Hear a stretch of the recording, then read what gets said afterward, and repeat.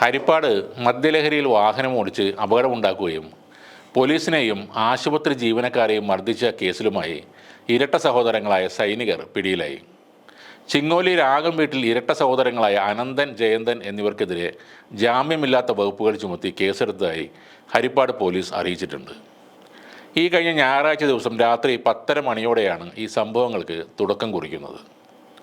ഹരിപ്പാട് നങ്ങ്യാർ കുളങ്ങരയിലുള്ള ഒരു ബാറിൽ വെച്ച് ഹരിപ്പാട് ചിങ്ങോലി സ്വദേശികളും സൈനികരുമായ അനന്തനും ജയന്തനും മറ്റുള്ളവരുമായി തർക്കമുണ്ടായി.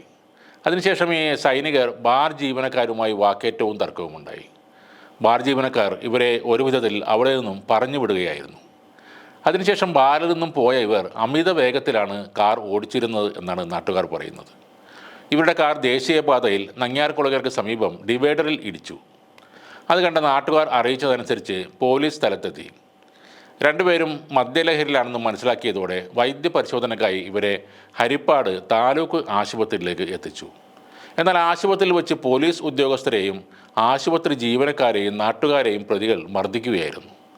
ആശുപത്രിയുടെ വാതിലുകൾ ഇവർ തകർക്കുകയും ചെയ്തെന്നാണ് പോലീസ് പറയുന്നത്. ഒട്ടേറെ നേരം ഇവർ പോലീസുകാരെയും ജീവനക്കാരെയും തെറി വിളിക്കുകയും ചെയ്തു.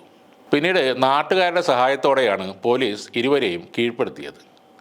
ആശുപത്രി സംരക്ഷണ നിയമം, പൊതുമുതൽ നശിപ്പിക്കൽ, സർക്കാർ ഉദ്യോഗസ്ഥരുടെ ജോലി തടസ്സപ്പെടുത്തൽ തുടങ്ങിയ വകുപ്പുകളാണ് ഇരുവർക്കുമെതിരെ ചുമത്തിയിട്ടുള്ളത്. ആക്രമണത്തിൽ പരിക്കേറ്റ പോലീസുകാരായ ജയകുമാർ, രാകേഷ്, ഹോം ഗാർഡായ മണിക്കുട്ടൻ എന്നിവർ താലൂക്ക് ആശുപത്രിയിൽ ചികിത്സ തേടുകയും ചെയ്തിരുന്നു. സൈനികരായ ഈ സഹോദരങ്ങൾ മഹാരാഷ്ട്രയിലും രാജസ്ഥാനിലുമായാണ് ജോലി ചെയ്യുന്നത്. സൈനികൻ എന്ന ഒരൊറ്റ പ്രിവിലേജിൻ്റെ മറവിൽ മദ്യപിച്ച് പേക്കൂത്തുകൾ കാണിക്കുന്ന ഇതുപോലുള്ളവരെ മാതൃകാപരമായി തന്നെ ശിക്ഷിക്കണം. സൈനികരെന്ന പ്രിവിലേജ് ഉണ്ടെങ്കിലും അത് എല്ലായിടത്തും വിലപ്പോകുന്ന ഒന്നല്ല. മദ്യപിച്ച് വാഹനം ഓടിക്കുന്നത് തെറ്റ്. പിന്നീട് അപകടം ഉണ്ടാവുന്നു. അതിനുശേഷം പോലീസിനെ ചീത്ത വിളിക്കുന്നു.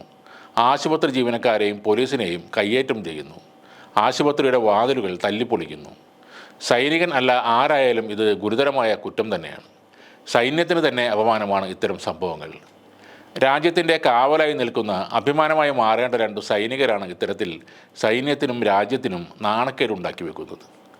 രാജ്യത്തിൻ്റെ സുരക്ഷ ഉറപ്പാക്കേണ്ടവരാണ് ഒരു സമൂഹത്തിന് ഭീഷണിയായി ഇത്തരം കാര്യങ്ങൾ ചെയ്യുന്നത്. എന്തായാലും പോലീസ് ഈ കേസിൻ്റെ റിപ്പോർട്ടുകൾ ഇവർ ജോലി ചെയ്യുന്ന സൈനിക വിഭാഗത്തിലേക്ക് അയക്കും എന്നാണ് അറിയുന്നത്. വീഡിയോ അടക്കമുള്ള സകല തെളിവുകളും അവരുടെ കയ്യിലുണ്ട്. ഔദ്യോഗികമായ ശിക്ഷാ നടപടികൾ സൈന്യം തന്നെ എടുക്കും എന്ന് നമുക്ക് വിചാരിക്കാം.